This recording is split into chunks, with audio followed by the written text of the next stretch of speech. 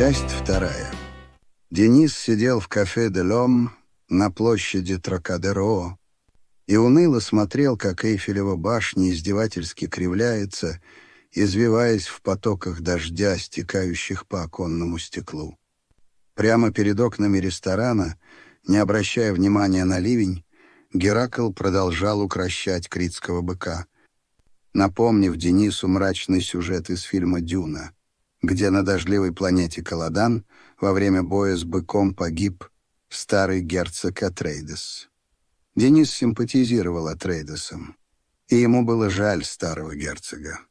Особенно сейчас, когда и сам он оказался в подобной ситуации.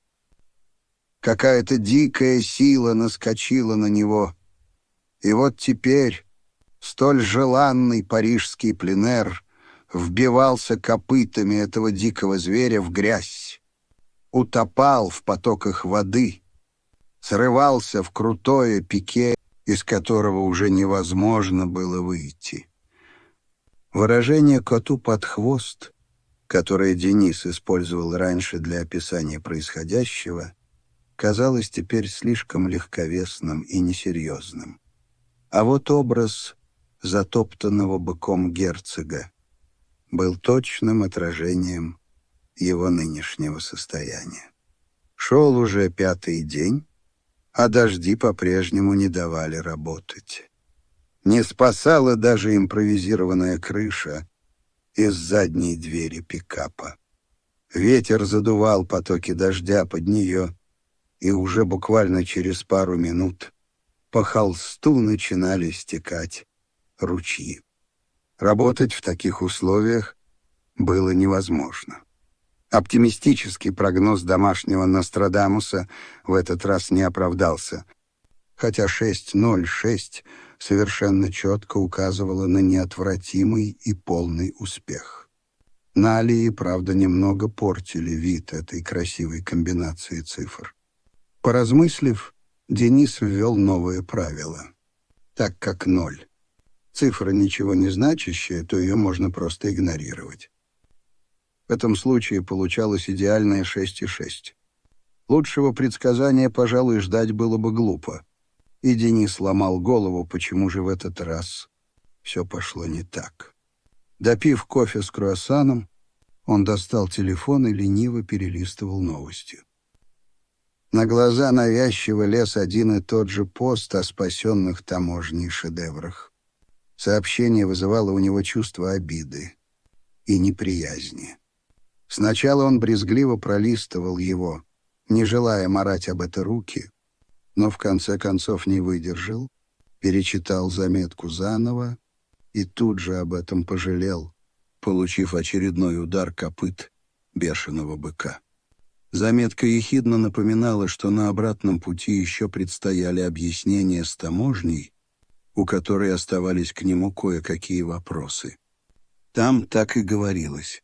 Как только станет возможным, таможня потребует объяснений о происхождении картин от гражданина, у которого они были конфискованы, и который в настоящее время находится за границей. Неожиданно Дениса осенило. Домашний Нострадамус не обманул. В то утро, когда часы показали 6:06, он успел задумать, чтобы работы с пленэра продались за миллионы. Эта абсурдная и не до конца сформированная мысль пришла ему в голову спросонья, как-то сама собой.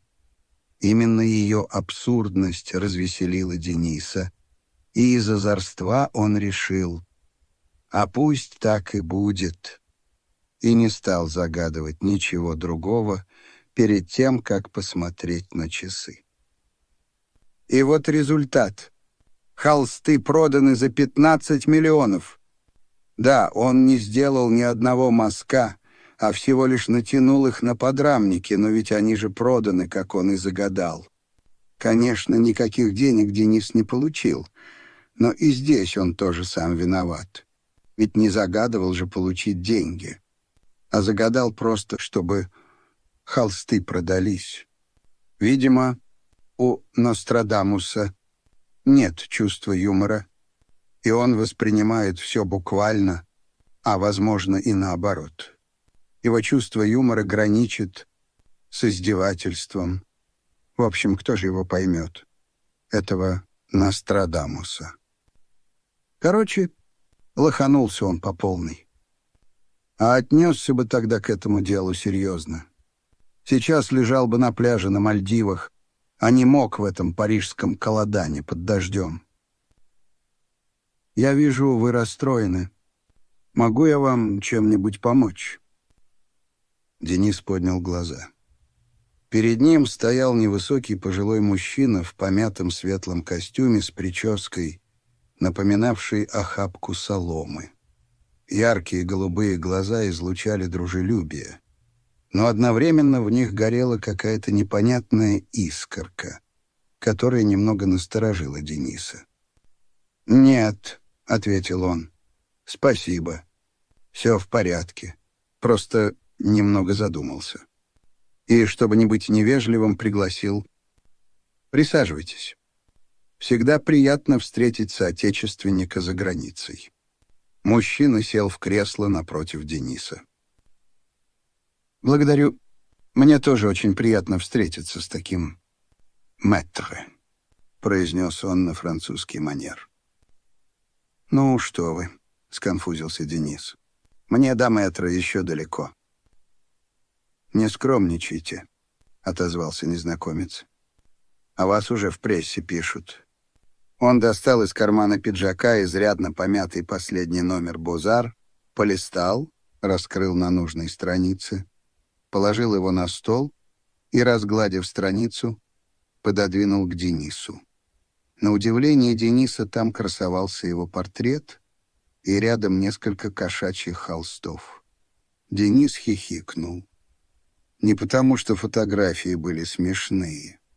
Просто ему недавно рассказали, как звучит название этого популярного арт-журнала на русском «Базар».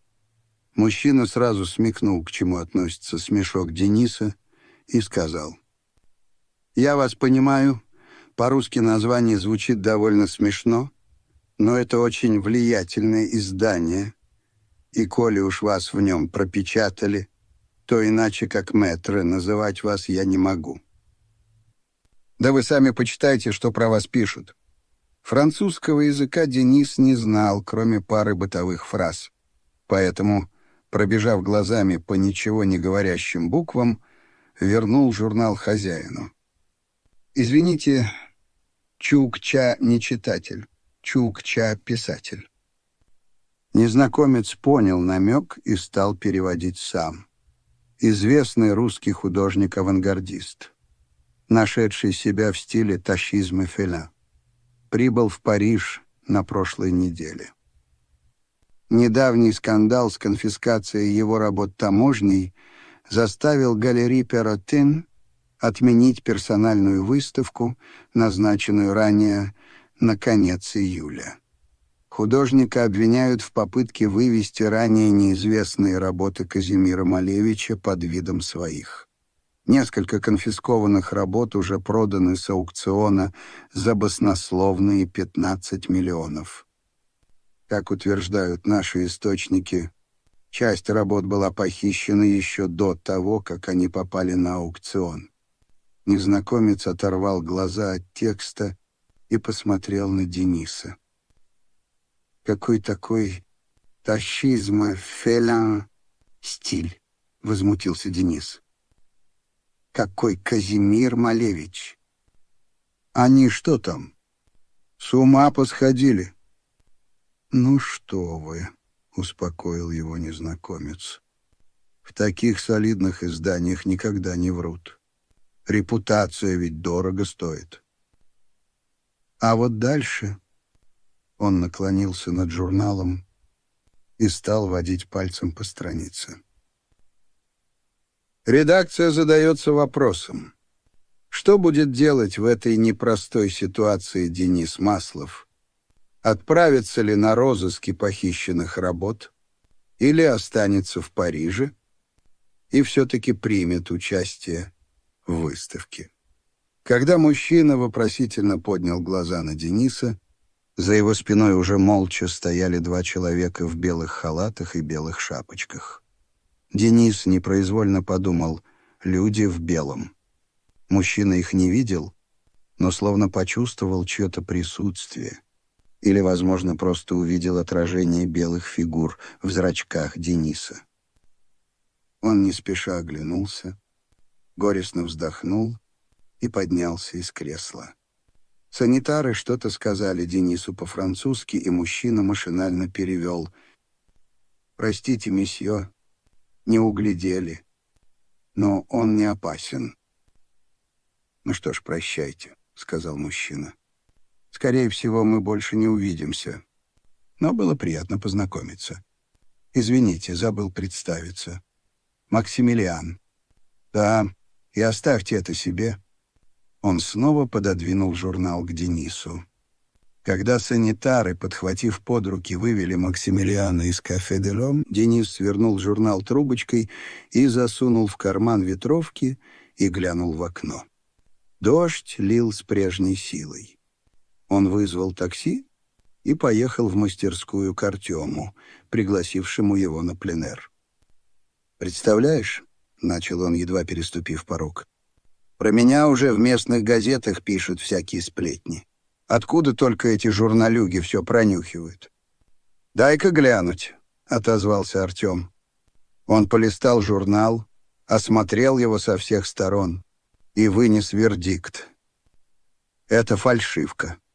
Я этот журнал выписываю уже много лет. Это не он». «Но тогда что же это такое?» — изумился Денис. «Откуда мне знать? Но это точно не оригинал. Вот смотри».